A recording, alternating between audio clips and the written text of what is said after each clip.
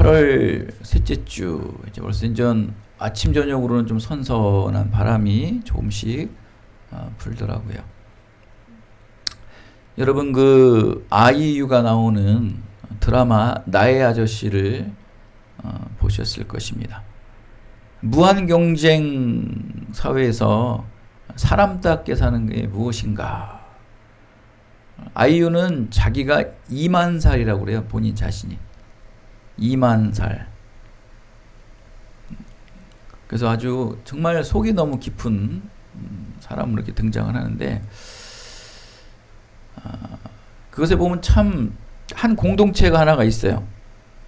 바로 이 주인공, 이 동훈의 형제들과 학교 동창들, 선후배들이 모이는 이 후계 조기 축구회라는 모임이 있어요. 한 선술집에 늘 밤만 되면 이 사람들이 모이는데, 이 사람들은 다 한때는 사회에 또 내놓으라는 CEO도 하고 또 아주 좋은 정규직 직장도 다니고 사업도 해봤지만 다 망한 거예요.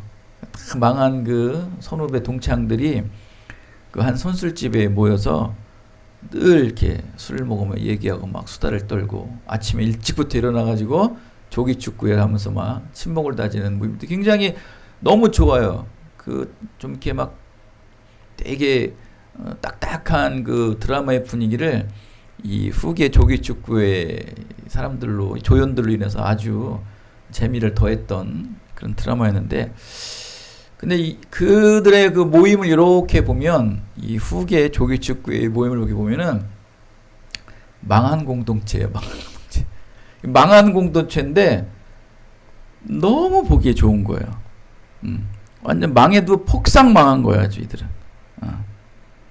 그들은 그렇게 얘기를 해요. 야, 우리 이번 삶은, 이들 불교적 배경이 약간 거기에 깔려 있는데, 우리 이번 생은 폭삭 망한 삶이니까 그냥 남은 삶 우리끼리 즐겁게 살자면서 막 마시고 즐기며 노는. 근데 참 인간적인 미가 그곳에서 풋풋하게 느껴져요. 여러분, 모두가 망했기에 서로 보기만 해도 위로가 되는 거 아십니까? 다 망한 거예요. 다 망하니까 누구를 험담할 필요가 없는 거예요. 그냥 나도 망했지, 쟤도 망했지. 나의 그 망해서 안타까운 거를 상대방이 망한 것을 보고 흐뭇해 기뻐하면서 서로 술잔을 기울이고 농담을 하고, 또 뭐 때로는 욕도 하고 싸움도 하면서 또 새벽에 일어나 야야 패스해 하면서 서로 또 일심동체하며 또 바쁜 하루의 일정들 살아가는 그 모습을 보며 여운이 너무너무 남아요. 그래서 제가 이런 비유를 몇 번을 썼는데, 오늘 보십시오. 38년 된 그 병자가 그 또한 망한 삶 아닙니까? 그의 삶은 그냥 망한 삶이에요. 그래서 오늘 그 3절 말씀을 보십시오. 그 안에 많은 병자, 맹인, 다리 저는 사람, 혈기 많은 사람, 누워있는 사람. 여러분, 이들이 정말 망한 공동체 아닐까요? 망한 어떻게 보면 후계 조기 축구의 사람들보다 더 폭삭 망한 사람들이 오늘 이 요한복음서에 나오는 38년 된 병자와 함께 그 베데스라는 연못 근처에서 모여서 원망하고 불평하며 서로 다리 저는 사람을 보며, 자기는 맹인이면서 다리 저는 사람을 보며 위로되고, 또 맹인은 말 못하는 사람을 보고 위로되고, 혈류병 걸린 사람들은 또 상대방의 또 피부병 걸린 사람을 보고 위로하고, 그러면서 어떻게 해서든지 희망의 불씨를 놓지 않기 위해서 그 망한 공동체가 그냥 아웅다웅 하면서 버텨내고 있는 거예요. 그 중에 한 사람이 있어요. 바로 38년 된 병자예요. 여러분의 그 일상의 삶 속에서도 망한 공동체에 포함되어 있으십니까? 세상에서 빛을 못 보고 세상에서 다 쓴맛 단맛 다 뺏기고 망한 공동체에서 그들과 서로 위로받고 있으십니까? 혹시 그 하모니 공동체 거기서 혹시 위로받고 있으신 거 아닙니까? 뭔가 위를 뚫고 나가서 뭔가 나서고 싶은데 그러지 못하고 낮은 그 수준에서 서로 그냥 지지고 닦으면서 잘하네 못하네면서 위로받고 있으시는 거 아닙니까?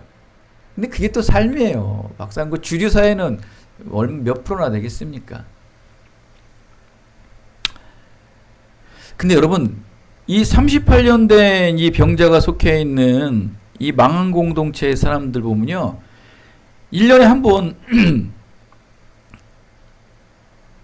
이 물이 오르게 되면은 그 물을 먼저 들어가는 사람에게는 그 병든 것을 치료받는다는 전설이 있어요. 미신이죠, 미신.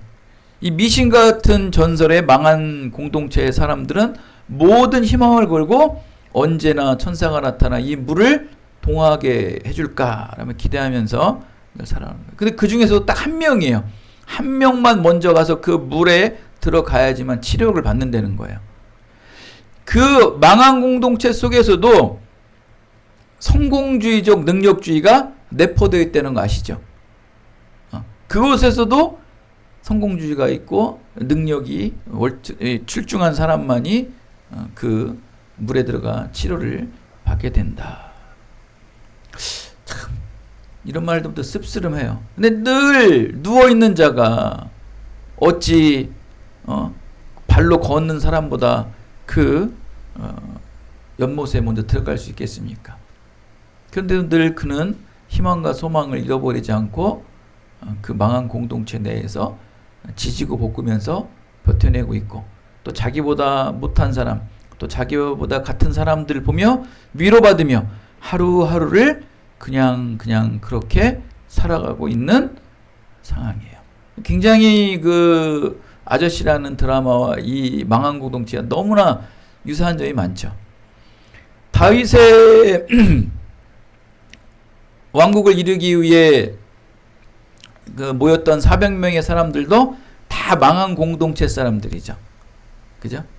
그런 사람들이 서로 간에 사회에서 병들고 또 배신당한 모든 사람들이 서로 얘기하면서 위로받으며 그곳에서 끈끈이 버텨내고 있는 모습을 볼 수 있습니다. 여기서 이제 하나님의 역사가 시작되기 시작합니다. 예수님께서는 6절에 보면은 누운 자를 보셨다라고 말하고 있어요. 그 많은 망한 공동체의 사람 중에 한 사람을 보셨다. 한 사람을 보셨다라고 얘기해요. 그러면 거기는 다 불쌍한 사람 아닙니까? 그 망한 사람들은 다 불쌍한 사람인데 왜 그 중에 그 불쌍한 사람 중에 한 사람만 굳이 보셨을까요? 그가 특별한 건 아니에요. 거기는 맹인도 있고 다리 저는 사람도 있고 혈류병에 걸린 사람도 있고 어떻게 보면 이 38년 된 병자보다 더 심각한 사람에 있는 사람도 있어요. 병의 정도, 불쌍한 정도로 보면 그 38년 된 자보다 더한 사람도 있다는 거예요. 근데 왜 그 38년 된 병자를 보셨을까요? 그가 특별해서 하나님께서 보셨기 때문에 그가 특별한 거지, 그가 특별해서 하나님이 보신 게 아니다. 이건 말장난이 아닙니다. 잘 들어보십시오. 하나님의 구원의 은혜는 다 불쌍해요. 여러분보다 더 불쌍한 사람도 있고 있어요. 그런데도 왜 여러분을 하나님께서 구원의 은혜를 이루셨는가? 여러분이 특별해서? 그건 아니죠. 여러분이 하나님께서 여러분을 보셨기 때문에 여러분이 특별하게 된 거지, 여러분이 특별해서 구원의 은혜가 임한 게 아니에요. 하나님이 보셨다라는 것은 구원의 은혜가 임한 것이거든요. 하나님께서는 보셨고 그를 아셨다. 근데 여러분, 이 말씀이 약간 어폐가 있지 않나요? 우리 인간들이야 사람을 보고 난 다음에 사귀어보기도 하고 여행도 가보고 밥도 먹어보기도 하고 삼겹살에 소주도 같이 마셔보고 해봐야 그 사람을 알 수 있잖아요. 근데 하나님께서 보시고 아셨다고 나와요. 하나님께서 정말 그를 보시고 아셨을까요? 이 말씀을 여러분 치환하셔야 돼요. 바꾸셔야 돼요. 어떻게 바꿔야 되냐면은 하나님께서는 그를 아셨기 때문에 보신 거다라고 여러분 이 말씀을 해석하셔야 돼요. 하나님은 이미 태초 전에 이 38년 된 병자 된 자를 이미 아셨기 때문에 보신 거예요. 그 38년 된 병자보다 더 불쌍하고 더 구원받을 사람이 수없이 많은데 굳이 그 사람을 보셨냐는 거죠. 그거는 이미 아셨기 때문에 보신 거예요. 그걸 여러분 아셔야 되는 거예요. 그래서 여러분이 잘나서 여러분이 특별나서 여러분 하나님께서 보셔서 구원의 은혜를 이루신 게 아니고 태초 전에 하나님께서 여러분을 이미 아셨기 때문에 여러분을 구원의 은혜에 이르게 하셔서 이 기쁜 일이 교회에 여러분을 자리하게 하셨다는 것을 믿으시기 바랍니다. 그렇기 때문에 이 구원의 은혜는 무엇을 말씀하시냐면 이 구원의 은혜는 우리의 공로가 없다. 이거를 여러분 알아두시라는 거예요. 구원의 은혜는 절대적인 하나님의 주권에 달려있는 것이다. 보시고 아신 게 아니고 아시고 보셨다. 근데 여러분 너무 놀라운 건 뭐냐면 하나님께서 우리를 아셔서 우리를 보셨고 찾아오셨지 않습니까? 그럼 여러분 이 38년 병자의 병을 고치기 오셨을까요? 38년 된 자의 이 병만을 고쳐주기에 오셨을까요? 여러분의 여러 가지 어려운 형편들이 있죠. 여러분 개개인들만의 다 형편이 있을 거예요. 그것만을 고치기 위해서 그것만을 치유하고 그것만이 열리기 위해서 하나님께서 찾아오시나요? 기쁜누리 교회는 지금 뭐 성도가 조금 적다고 해서 이 성도를 채워주시기 위해서 그것만을 들어주시기 위해서 하나님께서 오시나요?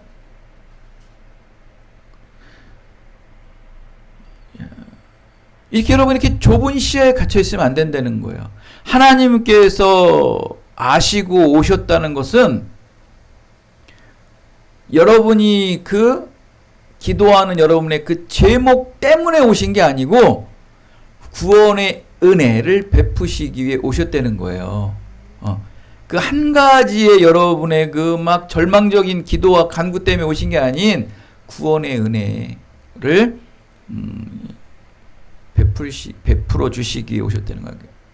일방적인 이 주권적인 은혜로 찾아오셨다는 거예요.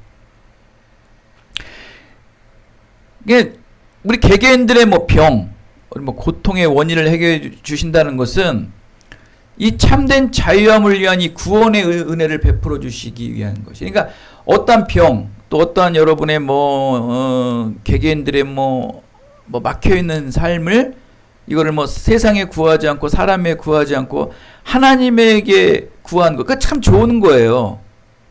참 올바른 거예요.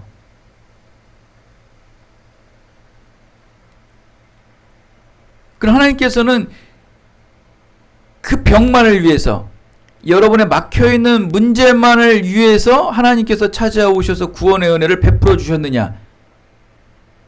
그건 아니라는 거예요. 바로 여러분의 본질마저도 바꾸기 위해서 온전한 하나님의 구원의 은혜에 이르기 위해서 오셨다는 거예요. 오신 것은 여러분의 문제점 때문에 오셨지만 그 문제점 너머에 여러분의 그 본질적 자아를 하나님께서 완전히 뒤바뀌어 주시기 오셨다는 것을 믿으시기 바랍니다. 우리 이걸 놓쳐버린 경우가 너무 많은 거예요. 여러분의 어떤 문제점 때문에 하나님께서 오셔서 여러분이 그 모든 것을 해결해 주셨다면 그 문제 해결된 게 아니고 여러분이 앞으로 인생에 살아갈 모든 문제를 다 하나님께서 해결해 주실 방법을, 대안책들을 이미 부어 주셨다는 거예요. 그게 바로 구원의 은혜거든요. 근데 우리는 늘 구원의 은혜 받은 자는 지금 어려운 문제점만 해결됐다고 해서 또 그런 일이 생기고 또 그 이상의 일들이 생기면 또다시 구원에 이르기 위해서 또 막 징징대며 기도하는 거예요. 그래서 주님께서 말씀하시죠. 야, 내가 그 근본적인 모든 문제를 해결할 수 있도록 너에게 다 줬잖아. 왜 그걸 잊어버리고 있냐는 거죠. 그럼 주님께서 그렇게 말씀하십니다. 38년 된 병자에게 찾아오셔서 내가 낫고자 하느냐라고 질문을 하세요. 내가 낫고자 하느냐? 이것은 어떻게 이걸 바뀌셔야 되냐면은 내가 구원받고 싶으냐라는 거예요. 내가 지금 이 38년 병만 낫고자 하느냐, 아니면 이 병을 낫고 이후에 이 땅에 하나님 나라와 의를 위해 가장 인생의 우선순위를 먼저 살기 위한 믿음으로 내가 받아들이느냐, 그거를 지금 하나님께서 물어보시는 거예요. 우리 그걸 잊어버릴 때가 너무 많아요. 내가 여러분이 지금의 문제점만 해결하고 싶으십니까? 하나님의 질문은 내가 진정 구원의 은혜를 받고 싶으냐, 그 말씀을 하고 계신데 여러분 지금에 있는 문제점만을 위해서 해결하기 위해서 반응하고 있다는 거예요. 하나님께서는 여러분을 아셨기 때문에 보셨고 찾아오신 겁니다. 여러분 여러분을 보셔서 안 게 아니에요. 보셨으면 38년 된 병자보다 더 불쌍한 사람이 많았다는 거예요. 그런데 그 많은 망한 공동체에서 굳이 38년 된 자에게만 찾아온 이유가 뭐냐는 거죠. 아셨기 때문에.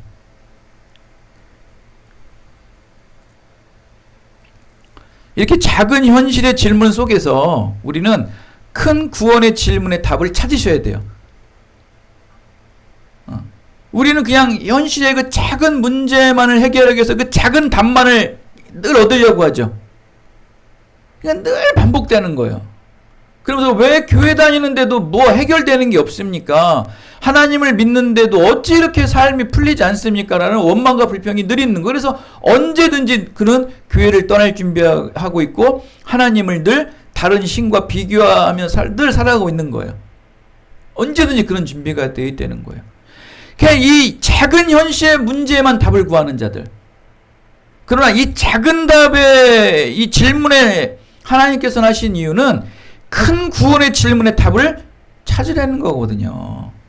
내가 너의 작은 그 신음에 내가 너를 찾아온 이유는 너의 그 작은 신음의 음성 때문에 내가 찾아온 것이 아니라 너라는 한 사람의 그 인간 자체의 자아를 완전히 하나님의 구원으로 바꿔주겠다는 거거든요. 한나에게 찾아오신 이유는 그 이스라엘 백성들에게 말씀이 죽었던 그 시대의 전체를 대변할 사무엘, 말씀으로 무장된 사무엘 한 사람으로 말미암아 이스라엘 브엘사바에서 단까지 하나님께서 모든 이에게 말씀이 전파되게 하신다는 거예요. 결국 사무엘을 통해서 하나님 말씀이 다 이스라엘 전체에 전파가 되지 않습니까? 그거는 안 보냐는 거예요. 결국 그 한나가 그 사무엘을 얻기 위해서 작은 질문 속에서 하나님의 큰 구원의 질문의 답을 찾았기 때문에 사무엘을 하나님 앞에 온전히 드릴 수 있었던 것을 믿으시기 바랍니다. 그거예요, 여러분. 그렇기 때문에 여러분의 현실이 어떤 작은 문제 갖고 막 징징징징 되는데 거기서 여러분의 구원의 큰 질문의 답을 해결하는 순간 지금 해결된 모든 문제들을 뭐 하십니까? 하나님께 다 드리는 거예요. 내가 38년 대해서 이렇게 병자의 삶을 살았지만 이것을 해서 나에게 응답이 되는 순간 오늘 뒤 이후에 오늘 마지막 절에 8절과 9절 속에 이 38년 된 병자가 어떻게 변화됩니까? 전도자가 되지 않습니까? 그죠? 결국 그거예요.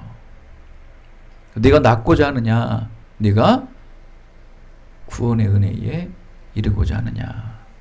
결국 뭐냐면 하나님께서는 우리에게 찾아오셔서 여러분의 모든 문제도 해결해 주실 뿐더러 여러분의 구원의 은혜도 여러분들에게 베풀어 주신다는 거예요.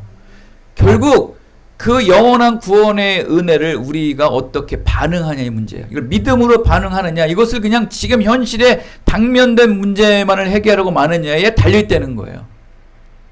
이것을 하나님께서는 아시고 그를 보시고 찾아가신 거죠. 모든 사람들은 구원의 은혜가 이르게 되면 그냥 거기에만 만족하고 말아요. 그 다음은 그것만 가지고 가다 보면 또 문제가 생기는 거예요. 그럼 또 구하고, 그럼 또 문제가 생겨. 그럼 맨날 평생 그리고 사는 거야, 평생. 평생 광야의 삶을 살다가 광야에서 죽는 거예요. 가나안 땅도 들어가지 못하고. 그렇다고 만나가 임하지 않는 게 아니에요. 만나도 주어요, 하나님께서. 맨날 만나 먹으면서 질질질 살다가 결국 광야에서 죽고 가나안 땅은 들어가지 못하는 삶을 살아가는 거예요. 그러나 여호수아와 갈렙같이 무엇을 볼 줄 알아야 돼요?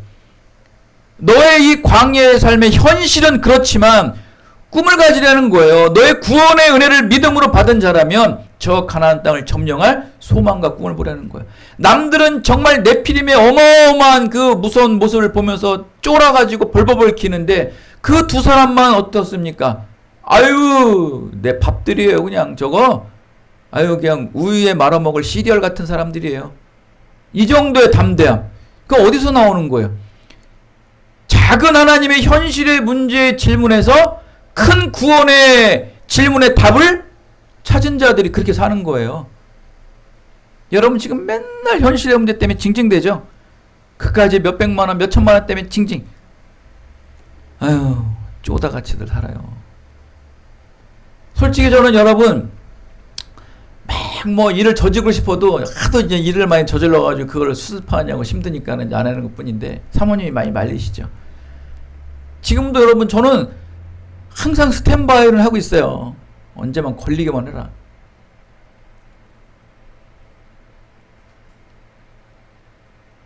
제가 합니까? 여러분 우리 교회도 뭐 여러분 그 비하인드 스토리를 알겠지만 우리 교회가 뭐 시작할 때 뭐 돈 갖고 시작했어요? 빚 갖고 시작한 거예요. 빚. 빚으로 시작한 게 지금 그 빚이 어디 있는지도 몰라요. 여러분 계산을 하면요. 믿음이 이게 작동되기 위해서는요. 여러분의 계산력은 멈춰야 되는 거예요. 여러분의 계산력이 돌아가는 순간 이 믿음은 역사를 할 수가 없어요. 믿음은 99.9%라도 믿음이 아닌 거 아시죠? 여러분 그거는. 믿음은 100%여야 되는 거예요. 하나님의 절대적 주권이에요. 못하는 거예요. 여러분 뭐 이사 문제? 여러분 제가 지금 계획된 걸 여러분들이 얘기하잖아요. 그럼 여러분 못 가요. 근데 가고자 하는 믿음이 있으시다면 계산이 어디 있습니까? 가는 거예요. 그 이후에 하나님이 하시는 거예요, 여러분. 이거 재고 저거 재면 못 가는 거예요, 여러분. 제가 보기에는 벌써 다 재고 있어요, 지금. 그래서 안 되면 이제 앞장섰던 저를 다 막 화살을 쏟겠죠. 아빠가 이래서 저랬죠. 당신이 이래서 저랬죠. 그거 준비하고 있어요. 왜? 똑같아요. 여러분들도 지금 모세가 이스라엘 백성들 끌고 광야에서 가는 사람이 똑같아요.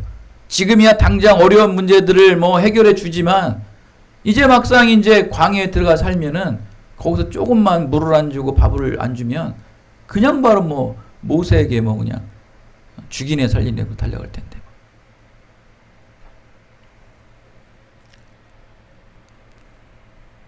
여러분의 반응에 달려있어요. 반응. 하나님께서 찾아오셔서 내가 낫고자 하느냐, 내가 구원의 은혜를 받고자 하느냐 할 때 여러분의 반응의 문제라니까요. 이 현실의 문제만을 해결하기 위해서 구하느냐, 아니면 이 현실 너머의 영원한 하나님의 구원의 소망을 바라보며 응답하고 나가느냐. 이 반응에 따라 하나님께서는 그에게 하나님의 놀라운 구원 계획들을 이루어 주십니다. 여러분 어떻게 반응하실 것입니까? 38년 동안 죄로 인한 병을 구원의 은혜로 낫기를 절실하게 반응한 자만이 믿음이라고 말씀드렸죠. 근데 이 38년 된 병자의 대답이 어땠습니까? 처음엔 어땠어요? 7절 나오죠. 7절. 구구절절 늘어나요. 물이 움직일 때 자기를 연못에 넣어준 사람이 없어요. 이게 저와 여러분과 똑같아요. 아니 뭐 안 해주셨잖아요. 내가 이렇게 걸어다니고 아니고 누워서 기어다니는 사람인데 내가 다른 사람 옆에서 나를 보조해줘가지고 거기까지만 넣어줬으면 내가 지금 이렇게 되지 않았다면서 주님께 이런 막 하소연, 원망불평. 똑같아요 우리. 여러분 뭐 얘기하면 다 변명되고 뭐 되지 않습니까? 그러면서 신세한탄을 하는 거야, 신세한탄. 내가 낫고자 하느냐, 내가 영원한 구원의 소망을 얻고자 하는 그 하나님의 놀라우신 그 큰 질문에 답을 원하길 바라는데, 지금 이 현실에 먹고 사는 문제, 현실에 찌질한 문제 갖고 지금 이러고 있는 거예요. 어느새 낫고 싶다는 마음보다는 낫지 못하는 이유와 불평만이 더 커져서 지금 자기의 어떠한 지금의 문제가 덮여져 버리는 거예요. 여러분 이런 일 많죠. 뭐 때문에 안 되는 거 다 지금 여러분. 내가 정말 뭐 하고 싶으냐? 내가 정말 이렇게 하고 싶으냐? 내가 뭔가 새 삶을 살고 싶냐? 그러면 이거 때문에 이 새 삶을 못 살아요. 그거 먼저 얘기하죠. 그런 걸 안 보고 내가 새 삶을 이뤄나갈 여러분 비전을 보십니까? 그 얘기는 안 해요. 여러분 보시면. 여러분이랑 얘기를 하다 보면 맨날 누구 때문에 그래요? 뭐 때문에 그래요? 옛날에 맨날 그 얘기예요. 여러분. 그러니까 앞을 못 나가는 거예요. 앞을. 그러면서 그래요. 뭐 이렇게 하면 또 저 뭐한테 뭐라 그러실 거죠? 저한테 그러실 거죠?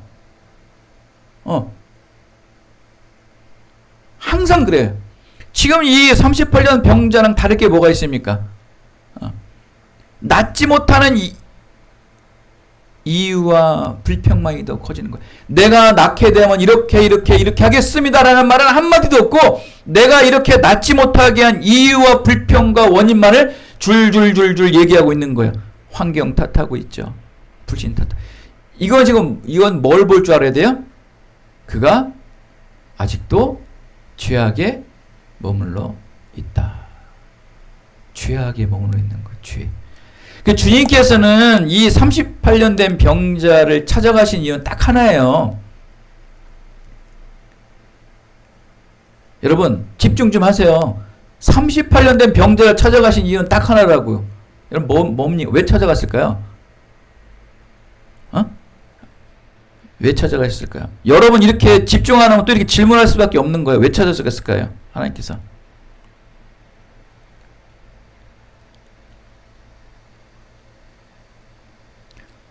왜 찾아가셨을까요? 그 병을 치유하기 위해서?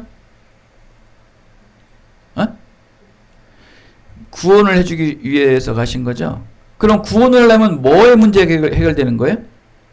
죄의 문제 해결이 그거예요. 그러면서 그 주님께서 뭐라고 말하십니까? 그 얘기 이후에 그래요. 내가 낳게 되면 뭐 하라 합니까? 너의 죄를 알리라 라고 얘기하잖아요. 너의 죄를 알리라 그래요. 주님께서. 결국 주님께서 38년 된 병자에게 찾아간 것은 그 38년 된 병을 치료하러 간 것이 아니고 그의 죄의 문제를 해결하러 가신 거예요. 구원의 은혜를 베풀러 가신 거죠. 그거를 믿음으로 반응하였기에 주님께서는 그에게 말하는 거죠. 내가 일어나거든 내 죄의 문제를 알려라 그러는 거예요. 여러분의 여러 가지 문제들 있죠.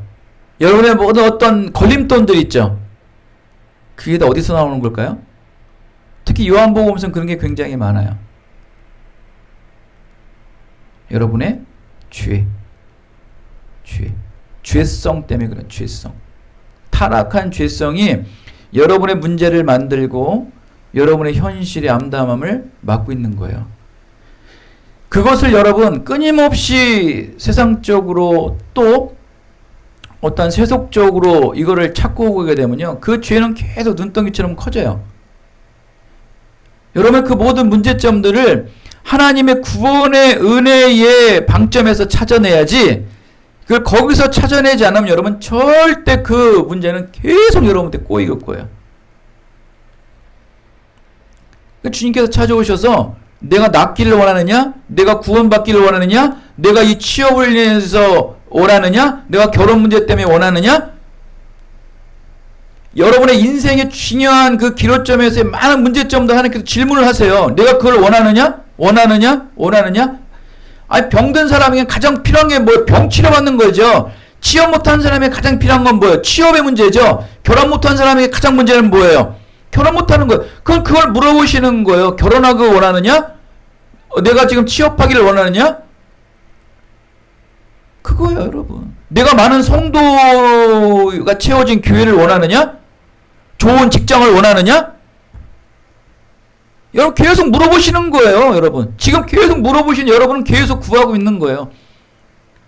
근데 여러분은 계속 여기에 대한 죄의 문제, 이걸 못 찾고 있어요. 구원의 은혜의 문제는 어디서도 찾지 못하고 있어요. 그냥 작은 그 현실의 문제점에서만 그냥 거기서 계속 도는 거예요, 그냥.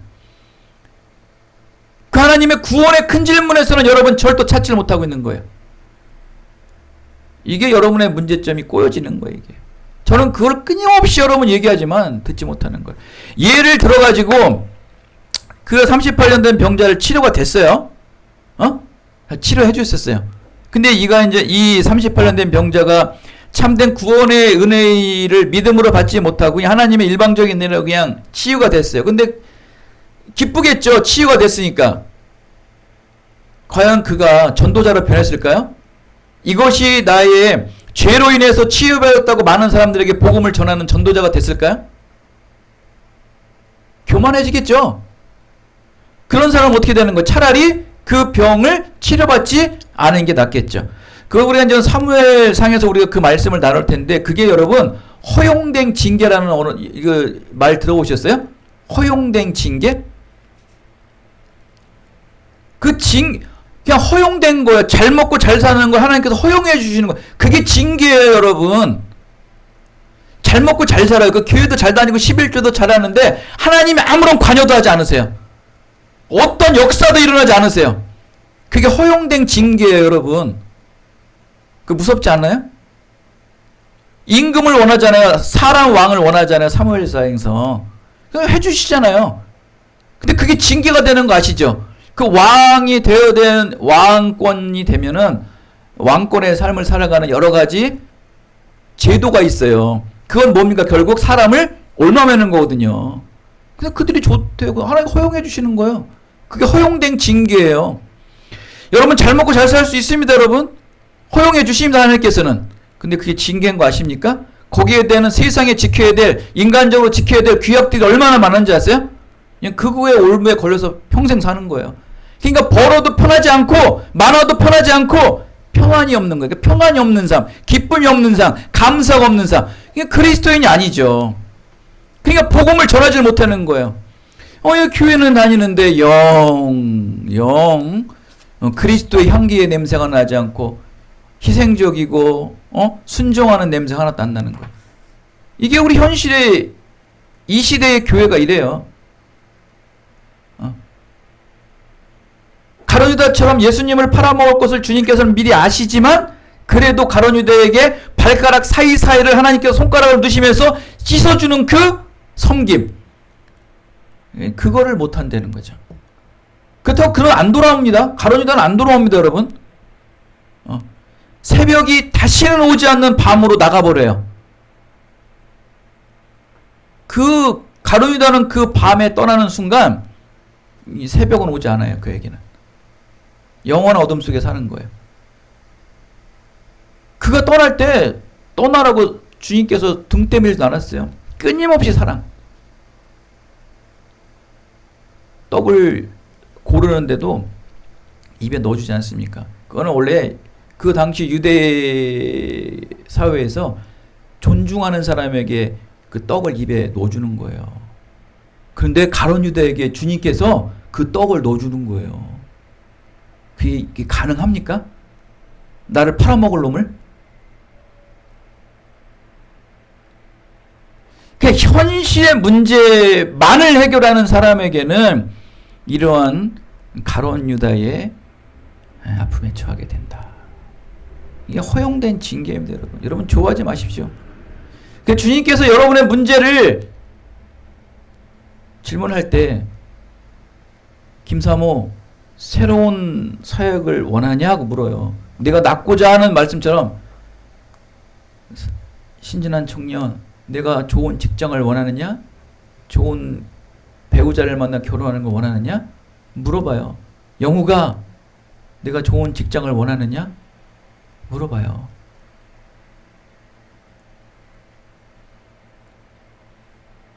이는 어떻게 답하실 거예요?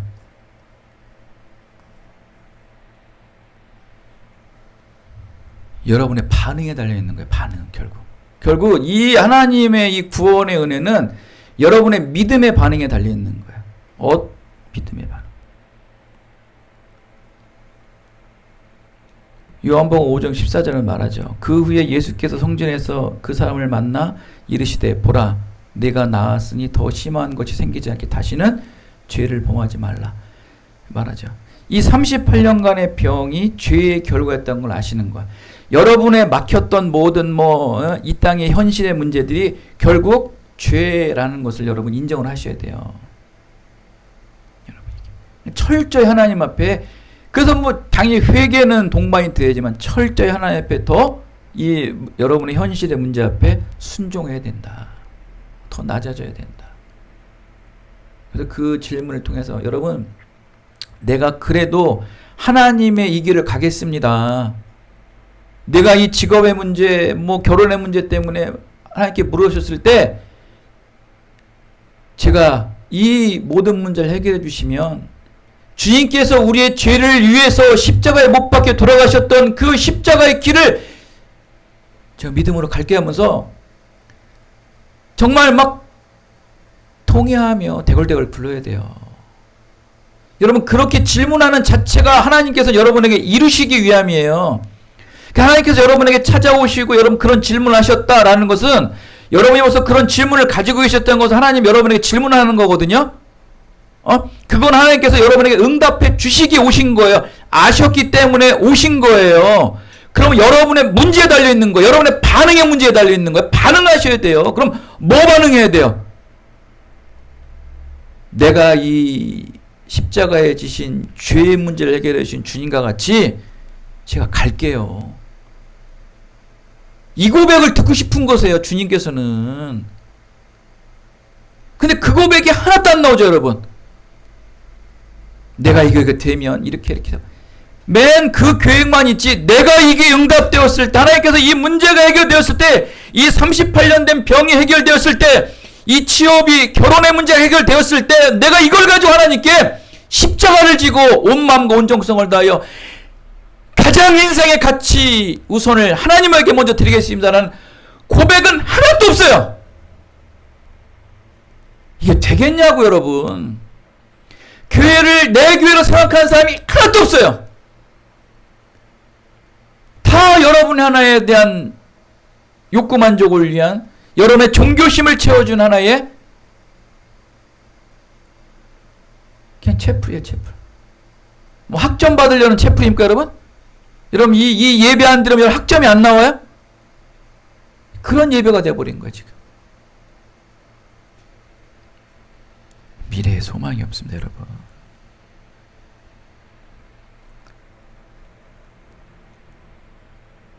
결국 요한복음 5장 15절은 이런 말 합니다. 이 38년 된 병자가 삶이 변화돼서 자기를 고친 자는 예수라 하면서 복음 전도자의 삶을 살아요. 그가 성 밖으로 이 사회, 유대 사회에 쫓겨나는 한이 있더라도 그는 당당하게 유대인 앞에서 내 병은 예수 그리스도가 치유해줬다면서 그의 부모, 그의 가족들도 얘기하지 않아요.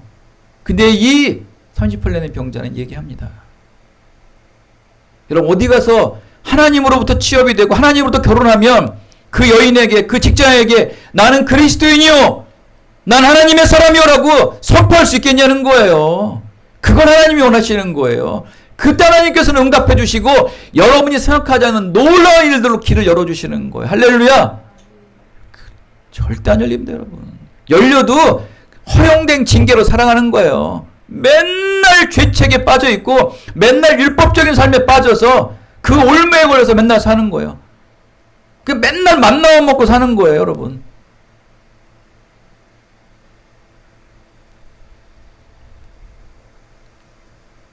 주님께서